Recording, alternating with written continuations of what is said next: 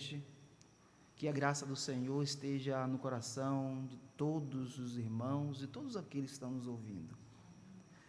Como já foi falado, meu nome é Jailton, eu sou da Igreja Presbiteriana de Poços e estou aqui para, mais uma vez, com gratidão ao Senhor, pregar a palavra do Senhor.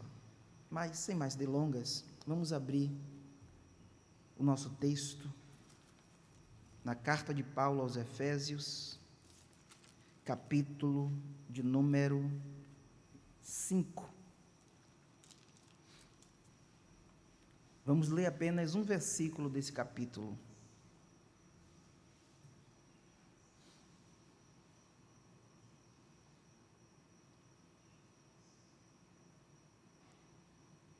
É o capítulo 5, versículo de número 25, que na minha tradução se lê assim: Maridos, amai vossa mulher, como também Cristo amou a igreja e a si mesmo se entregou por ela. Vamos orar mais uma vez. Querido Deus, sabemos, Senhor Deus, que o Senhor é digno de receber a honra e a glória e o louvor. E quando chegamos aqui, Senhor Deus, cantamos louvores ao Teu nome, lemos, Senhor Deus, porções da Tua palavra, oramos, Senhor Deus, a Ti, face a face, mediante a fé, como agora se vê. Agora, pois, Senhor Deus, só nos resta esperar que o Senhor fale conosco, Senhor. E eu lhe peço que o Senhor possa me usar, Senhor, como instrumento nas Tuas mãos, para a edificação da Tua igreja, para que, Senhor Deus, a Tua igreja possa ser, Senhor Deus, edificada, possa ser alimentada espiritualmente, e este, Senhor Deus, este dito, possa ser, Senhor Deus, para exortação, para conforto, precaução, e que o Senhor possa fazer aquilo que Ele apraz no coração de cada um, Senhor Deus, que ouve, porque a Tua palavra diz: quem tem ouvidos, ouça o que o Espírito diz às igrejas. Que o Senhor, Pai, em nome de Jesus, possa nos auxiliar. E se algum louvor ou honra vir ao meu coração, que o Senhor, Pai, em nome de Jesus, me perdoe, porque neste lugar, toda honra, todo louvor e toda adoração, somente a Ti, o único que é digno. Em nome de Jesus, amém. Efésios 5, 25, para aqueles que já chegaram agora, já conseguiram, então, entrar na internet ou estão ouvindo pelo rádio, diz assim: Maridos, amai vossa mulher, como também Cristo amou a igreja e a si mesmo se entregou por ela. Eu acredito na soberania de Deus, acredito que todas as coisas acontecem segundo a sua vontade. Acredito também que tudo contribui para aqueles que amam ao Senhor. E nós precisamos acreditar nisso, na soberania do Senhor em todas as coisas. Mas algo tem me preocupado ultimamente, principalmente durante essa pandemia, e tem me chamado a atenção, e fez com que eu pudesse, então, pregar sobre isso, que é a violência doméstica. Logo então, já em 20 de abril de 2020, o Instituto Brasileiro de Direito de Família divulga na internet que crescia o aumento da violência doméstica. E hoje, nós então vamos falar sobre a violência doméstica e a palavra do Senhor, baseada nesse texto, Efésios 5, 25. Em 22 de setembro de 2006, entrou em vigor a Lei 11.340, de 7 de agosto de 2006, a Lei Maria da Penha. No capítulo 2, artigo 7, inciso 1, 2, 3, 4 e 5, estão previstos 5 tipos de violência doméstica e familiar contra a mulher na Lei Maria da Penha. Se alguém pensava que violência seria somente física, está então um pouco enganado. Nós temos 5 tipos de violência: a violência física, a violência psicológica, a violência moral, a violência sexual e a violência patrimonial. Segundo o Estatuto Maria da Penha, essas formas de agressão, elas são complexas, são perversas e não ocorrem isoladas uma da outra. Tem graves consequências para a mulher. Qualquer uma delas, segundo o Estatuto, constitui ato de violação dos direitos humanos e dever de todo cidadão denunciar. Vamos então, tá certo? Visualizar um pouco do que se tange cada violência desta. Violência física é entendida como qualquer conduta que ofenda a integridade ou saúde corporal da mulher. Dentro dessa violência física está espancamento, atirar objetos, sacudir e apertar os braços, estrangulamento ou sufocamento, lesões com objetos cortantes ou perfurantes, ferimentos causados por queimaduras ou armas de fogo, tortura. A segunda violência é a violência psicológica. É considerada qualquer conduta que cause dano emocional e diminuição da autoestima, prejudique e perturbe o pleno desenvolvimento da mulher ou vise degradar ou controlar suas ações, comportamentos, crenças e decisões. Dentro, então, da violência psicológica, nós encontramos ameaças, constrangimento, humilhação, manipulação, isolamento, proibir de estudar ou viajar ou falar com amigos e parentes, vigilância constante, perseguição contumaz, insultos, chantagem, exploração, limitação do direito de ir e vir, ridicularização, tirar a liberdade de crença, distorcer e omitir fatos para deixar a mulher em dúvida sobre a sua memória e sanidade. A terceira violência é a violência sexual. Trata-se de qualquer conduta que constranja a presenciar, a manter ou a participar de relação sexual não desejada mediante intimidação, ameaça, coação ou uso da força. Dentro da violência sexual, nós temos estupro, obrigar a mulher a fazer atos sexuais que causam desconforto ou repulsa, impedir o uso de métodos contraceptivos ou forçar a mulher a abortar, forçar matrimônio, gravidez ou prostituição por meio de coação, chantagem, suborno ou manipulação, limitar ou anular o exercício dos direitos sexuais e reprodutivos da mulher. A quarta violência é a violência patrimonial, entendida como qualquer conduta que configure retenção, subtração, destruição parcial ou total de seus objetos, instrumentos de trabalho, documentos pessoais, bens, valores e direitos ou recursos econômicos, incluindo os destinados a satisfazer suas necessidades. Dentro da violência patrimonial, nós temos controlar o dinheiro, deixar de pagar pensão alimentícia, destruição de documentos pessoais, furto, extorsão ou dano, estelionato, privar de bens, valores ou recursos econômicos, causar danos propositais a objetos da mulher ou dos quais ela goste. A quinta violência é a violência moral.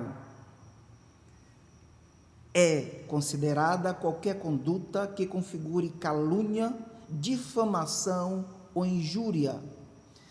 Dentro da violência moral, nós temos acusar a mulher de traição, emitir juízos morais sobre a conduta, fazer críticas mentirosas, expor a vida íntima, rebaixar a mulher por meio de xingamentos que incidem sobre a sua índole, desvalorizar a vítima pelo seu modo de se vestir.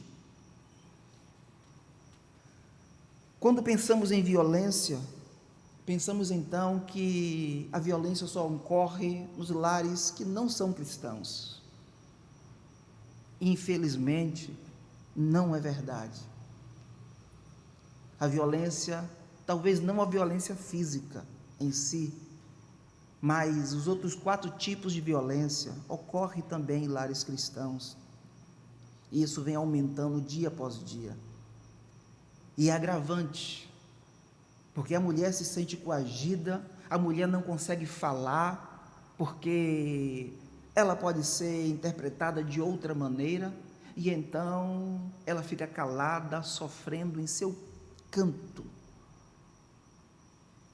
E por perceber nesses dias de pandemia o maior aumento dessa violência, nós decidimos falar um pouco sobre este tipo de violência e, falando disso, mostrar pela palavra do Senhor como é então que deve acontecer, tá certo? O relacionamento entre um casal. Vamos voltar para o texto.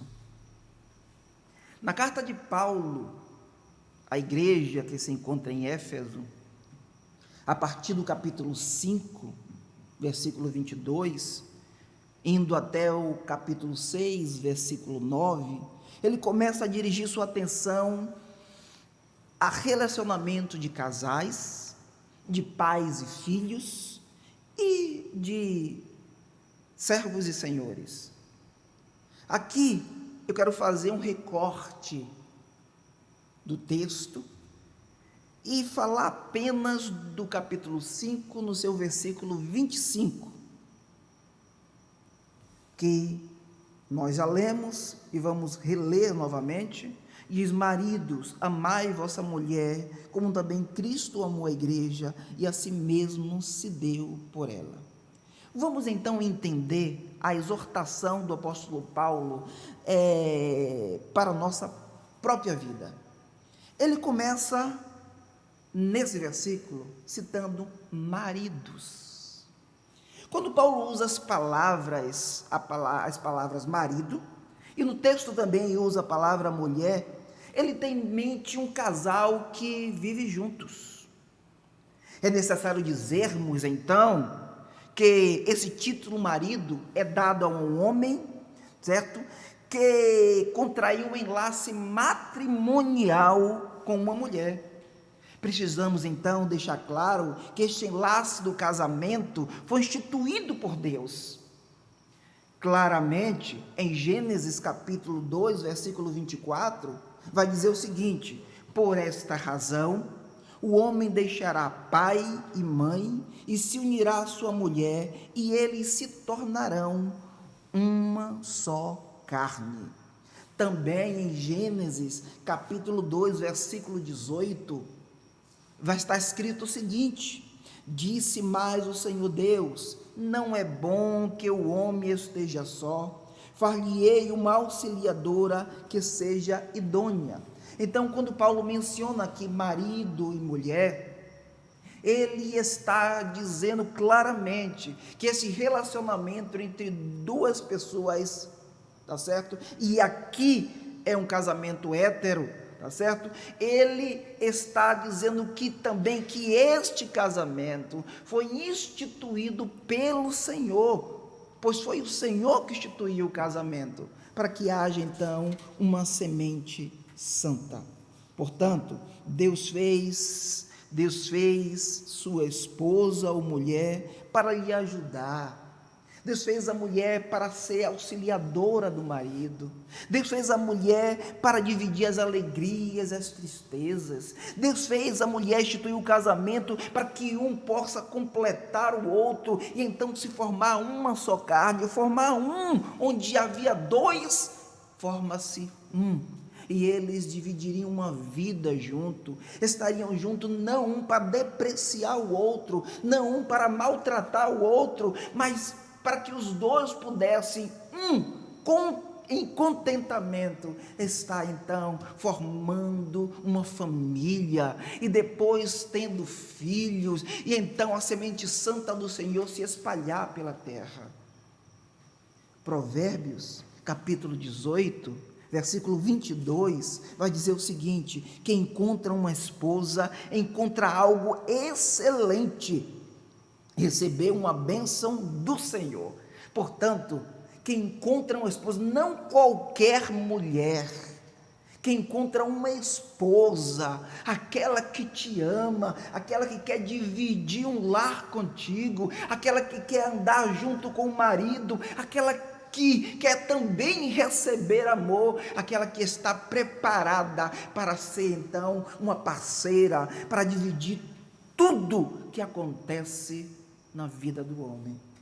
Então, quem encontra uma mulher assim, dessa maneira, certamente não perca tempo, torne-a esposa tua, porque quem encontra uma mulher assim, recebeu uma bênção do Senhor, conforme Provérbio, capítulo 18, versículo 22.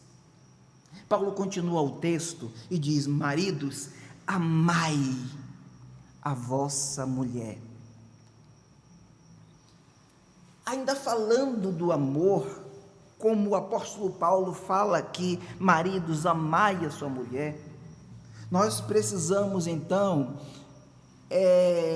descrever aquilo que Paulo fala em Efésios capítulo 5, versículo 33, e ele vai dizer: não obstante, vós, cada um per si, também ame a sua própria esposa como a si mesmo. Nesse texto aqui não há lugar para exceções. Todos os maridos precisam amar a sua esposa como a si mesmo. Aqui não há lugar para exceções. Não podemos dizer que somente o crente irá fazer isso, mas todo o marido deve amar a sua esposa. Paulo diz também a sua própria esposa. Não é uma mulher qualquer, uma mulher que tu encontrastes na rua, ou que conheceste há pouco tempo, de maneira nenhuma. Paulo fala daquela que você escolheu, daquela que está destinada a ser sua companheira ao resto da vida, até quando o Senhor permitir que você e ela permaneçam com vida. Ele diz: não ame menos do que você. Não podemos amar a nossa esposa menos do que nós. Como nós nos amamos, nós também temos que amar a nossa esposa igualmente. Aqui está implícito que o amor deve ser constante, nem um amor pontual, mas é um amor constante, um amor que não tem refresco, um amor que não cessa, um amor que está 24 horas, um amor que perdura para o resto da vida, um amor que o marido deve então dedicar à sua esposa, como Efésios 5,33 falou, dizendo: ame a tua esposa como a ti mesmo. Quando olhamos para o amor, olhamos então para Colossenses capítulo 3:19, que diz: marido, amai vossa esposa e não a trateis com amargura. Aqui neste momento, o apóstolo Paulo escrevendo aos Colossenses, ele está dizendo: não tratem a sua esposa rude ou rispidamente, e sim com muita consideração, porque ela é parte de ti, ela é unida a ti. Então podemos ver que aqui não cabe de maneira nenhuma, nesses 2 versículos, uma violência qualquer, seja ela qual for, porque o marido deve amar a sua esposa como a si mesmo e não tratá-la com rispidez ou rude. Ainda, 1 Coríntios, capítulo 7, versículo 33, vai dizer o seguinte: mas o homem casado preocupa-se com as coisas deste mundo, em como agradar a sua mulher. Queridos, nós precisamos estar olhando para a nossa esposa como uma pessoa, como uma companheira, como uma profissional, como uma mulher que foi reservada, que foi destinada e que nós escolhemos para estar juntos e dividindo um lar. Hendrickson, 2005, eles escrevendo, comentando esse texto, ele diz o seguinte, esse versículo: o amor requerido deve ser bem cimentado, íntegro, inteligente e determinado. Um amor no qual a personalidade toda, não apenas as emoções, mas também a mente e a vontade se expressam. E então, este amor, segundo Hendrickson, tem que ser um amor cimentado, um amor íntegro, um amor inteligente, um amor determinado, um amor sólido, um amor consistente, que não inclua apenas parte de si, mas que toda a personalidade humana, as emoções, a mente, a vontade esteja presente e expresse este amor para com a mulher que escolhemos para a esposa. Depois do versículo 25, no versículo 25 ainda, o apóstolo Paulo continua e diz: maridos, amai vossa mulher, como também Cristo amou a igreja e a si mesmo se entregou por ela. Como deve ser então o relacionamento? Como deve ser este amor? O apóstolo Paulo responde: como Cristo amou a igreja e se entregou por ela, morrendo em morte de cruz.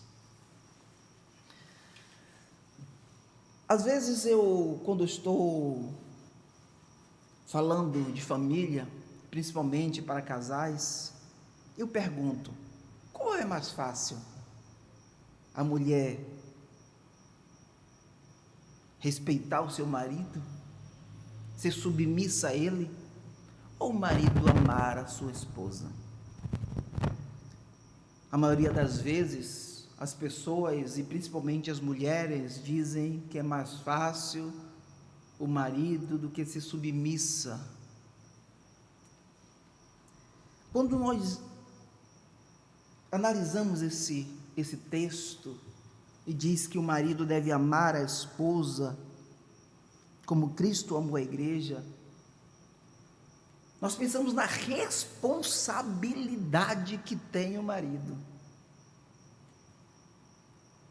Ele tem que amar essa mulher, acima até mesmo da própria vida dele, e se possível for, dar sua própria vida pela esposa. Então, é complicado, muito complicado, é sério isto, quando o Senhor diz claramente que o marido deve amar a sua esposa como Cristo amou a igreja, e Cristo se entregou pela igreja, não como barganha de troca, Cristo se entregou pela sua igreja. Precisamos assim amar a nossa esposa. A primeira qualidade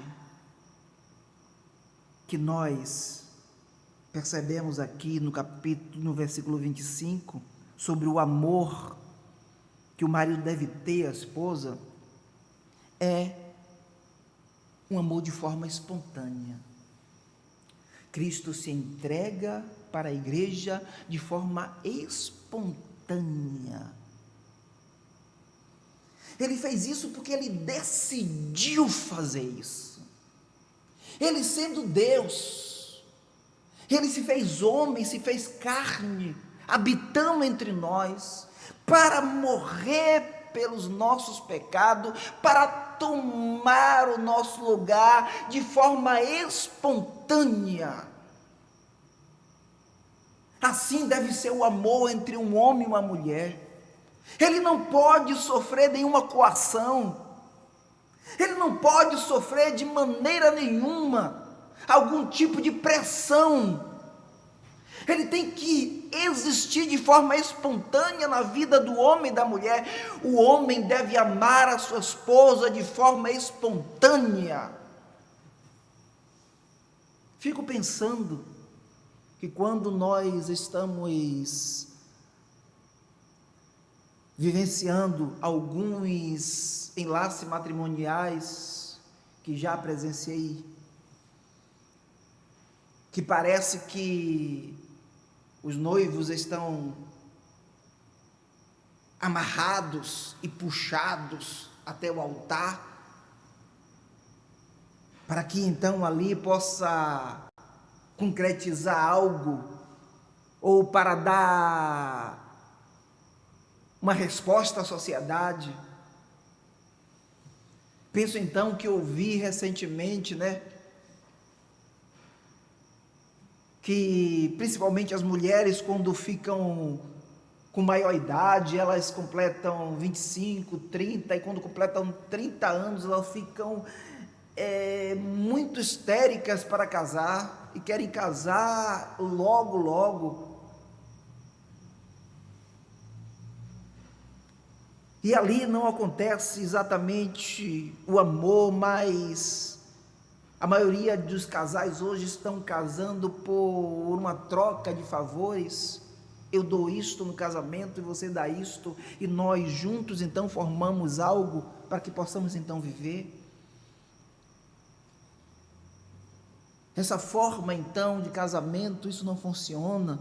Tem que existir amor entre o casal, e esse amor deve ser espontâneo, como Cristo espontaneamente se deu pela igreja. A segunda qualidade que percebemos aqui nesse texto é a abnegação. O amor entre o marido e a esposa deve ser um amor abnegado. Cristo, ele se compadeceu de nós, ele olhou a nossa necessidade,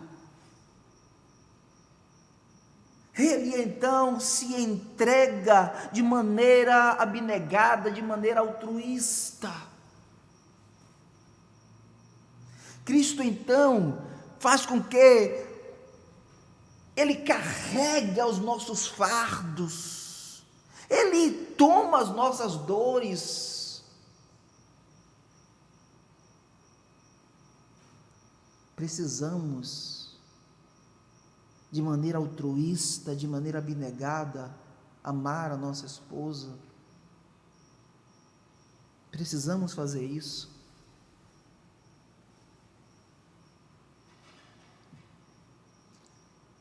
Não podemos, então, não podemos fazer com que hajam barganhas entre o casamento, ou eu trato a minha esposa de maneira satisfatória, para que também eu possa receber a minha parte dela. Não, é de forma abnegada e altruísta.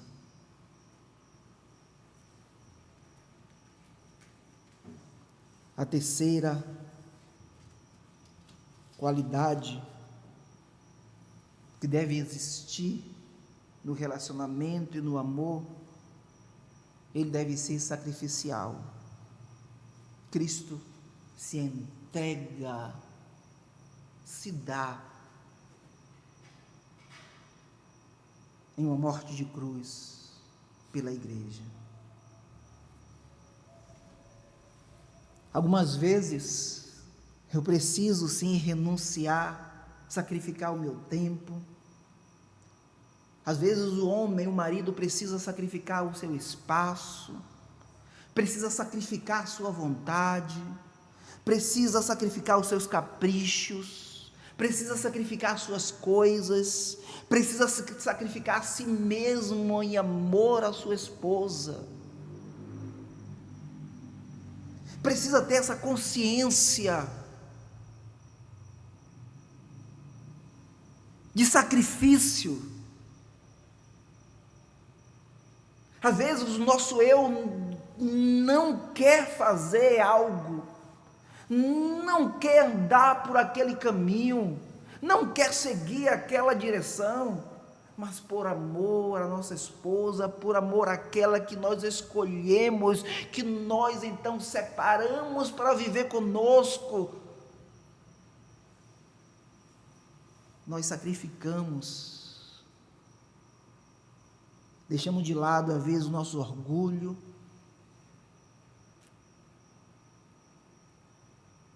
e aqueles que gostam de mandar, aqueles que gostam de estar sempre com a primeira palavra e única, precisa sacrificar-se pela esposa, ouvindo a esposa, trabalhando com ela junto, fazendo com que as decisões dos lares possam ser tomadas entre os dois.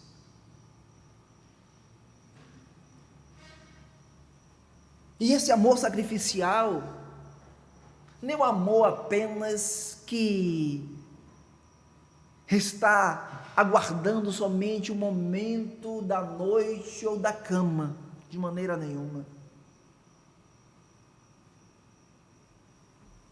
É verdade que muitas esposas não conhecem, não sabem quanto seu marido ganha, não conhece as senhas das suas redes sociais, não conhecem nem os seus amigos ou amigas,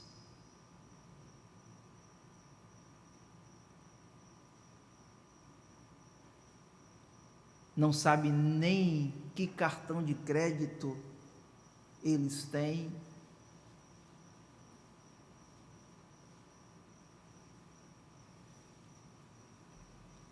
porque não há entre o marido e a esposa, e o marido que age dessa maneira, uma compreensão que a mulher é sua auxiliadora idônea.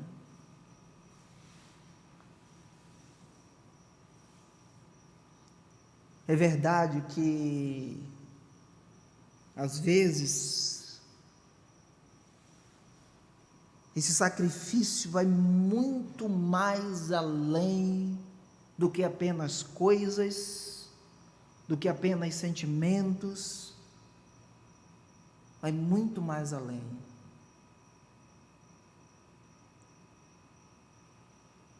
Esse sacrifício do marido pela esposa deve ser o sacrifício que eu pude ver em um relato em um jornal, tem algum tempo, onde a mulher estava com seu filho cai na água, e seu filho não sabia nadar, tampouco ela. E no momento que seu filho caiu na água, ela não pensou, ela apenas queria jogar-se na água para salvar o seu filho, e ali ficaram os dois, sem saber nadar, à beira da morte, quando alguém salvou os dois. É esse sacrifício que perpassa o sentimento, perpassa os bens materiais, perpassa as contas de bancos, cartões de créditos, perpassa as amizades e vai além disso. Diante dessas coisas, então, dessa pequena exposição da palavra do Senhor, apenas em um versículo, nós podemos perceber o quanto o amor é importante na vida de um casal. E como não há espaço aqui para violência física, psicológica, sexual, matrimonial e moral. Como não há espaço aqui para que haja guerras entre o casal. Não há espaço aqui para que a mulher seja oprimida, machucada e fique calada.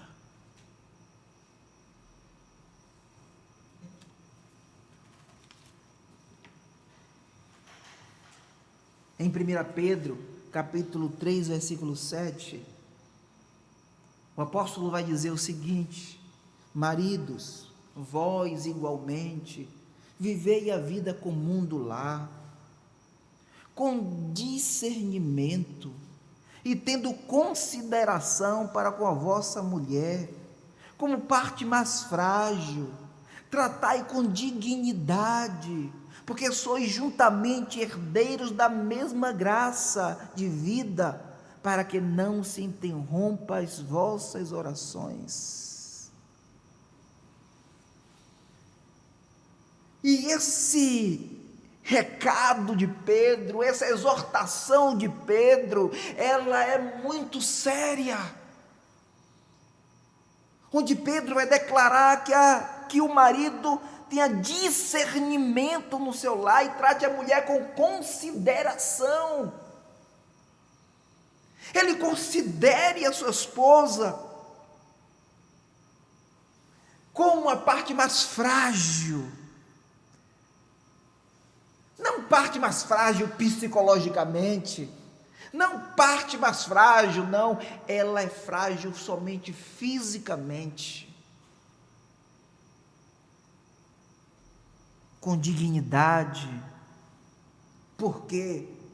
Porque os dois são herdeiros da mesma graça, os dois são chamados pela palavra da verdade, os dois pertencem a Deus e os dois estão inseridos no reino de Deus pela morte de Jesus Cristo na cruz do Calvário.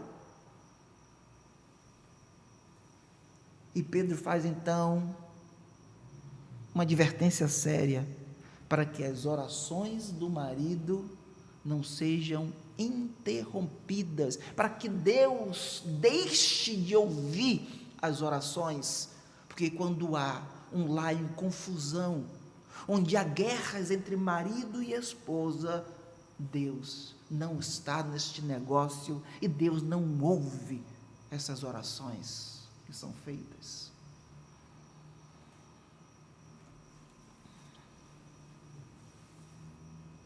Assim, eu quero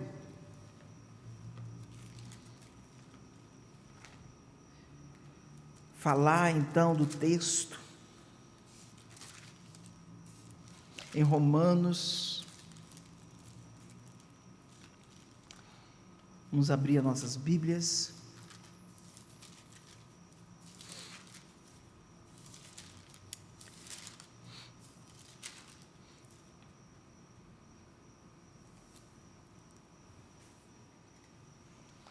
Capítulo 13, que diz assim no versículo 8: a ninguém fique devendo coisa alguma, exceto o amor com que vos ameis uns aos outros, porque quem ama o próximo tem cumprido a lei.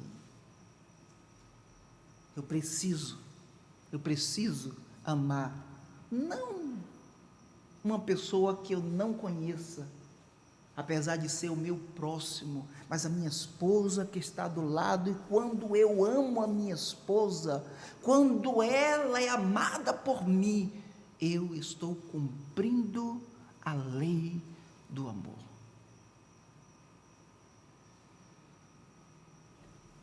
Para terminar, vamos abrir em Coríntios, capítulo 13, onde vai dizer: ainda que eu fale as línguas dos homens e dos anjos, e não tiver amor, serei como o bronze que soa e como o símbolo que retine. Ainda que eu tenha o dom de profetizar e conheça todos os mistérios e toda a ciência, ainda que eu tenha tamanha fé a ponto de transportar montes e não tiver amor, nada serei. Ainda que eu distribua todos os meus bens entre os pobres, e ainda que entregue o meu corpo para ser queimado, se eu não tiver amor, nada disso me aproveitará. O amor, ele é paciente, é benigno, o amor não arde em ciúmes, não se ufana, não se ensoberbece, não se conduz inconvenientemente, não procura seus próprios interesses, não se exaspera, não se ressente do mal, não se alegra com a injustiça, mas regozija-se com a verdade. Tudo sofre, tudo crê, tudo espera, tudo suporta. O amor jamais acaba. Meus irmãos, queridos ouvintes, é um alerta. Se você, porventura, que está me ouvindo, estiver passando isto dentro do teu próprio lar, a violência dentro do seu próprio lar, tome uma posição e denuncie esta violência. Mas você que está me ouvindo, se você não está passando por isso, mas conhece alguém que está passando por isso, denuncie e ajude essa mulher, essa esposa, para que então a justiça de Deus se reflita na justiça dos homens e possa então acabar com este sofrimento. Tem muitas mulheres que estão caladas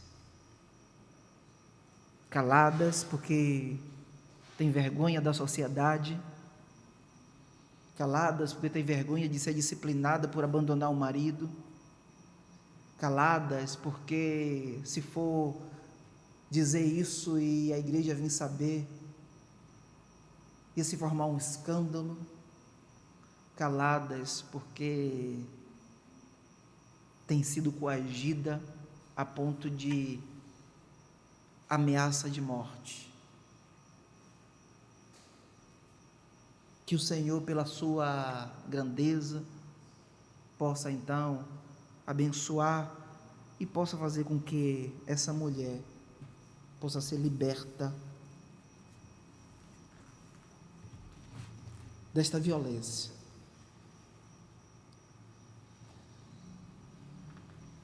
Que está assolando o nosso país. Que Deus nos abençoe. Amém. Vamos orar.